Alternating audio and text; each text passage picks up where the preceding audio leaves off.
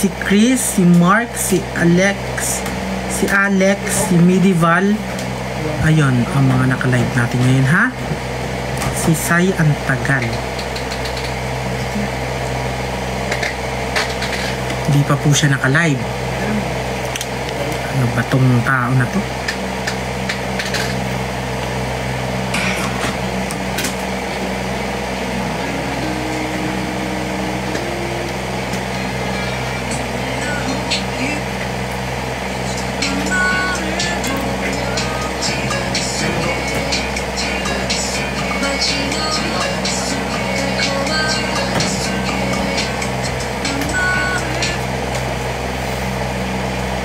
Ay, na-live na siya.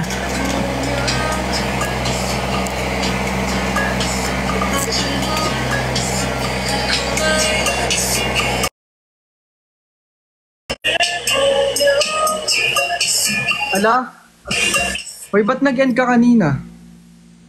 Ano nag-end? Nag-end ka kanina? Nakiinis kasi ako sa mga tao.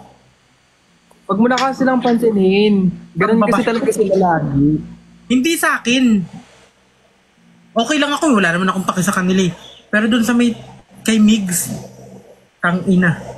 Bakit? Ano ba nangyari? Yung mga comment, alis ka na dyan, hindi mo deserve. Alam nyo ba, bago pa nabuo yung Bardagulan, nakakasama ko na isa si Migs sa mga nakakasama ko sa live. Nasa taas pa lang ako natutulog. Huwag ka ng high blood. Nag-usap din kami sa ano.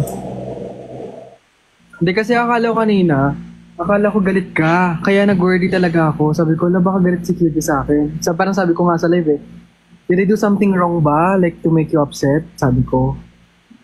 Naiinis lang ako. Hindi, sa akin okay lang. Dun nga, sobrang bastos na.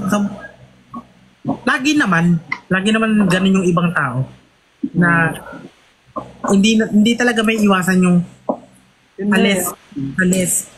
Ano ba to? Skip. Hindi, alam mo ba, nakatanggap din ako ng ganyan. Nahayaan na lang natin kasi hindi nila deserve yung energy natin. So kalma ka na lang muna.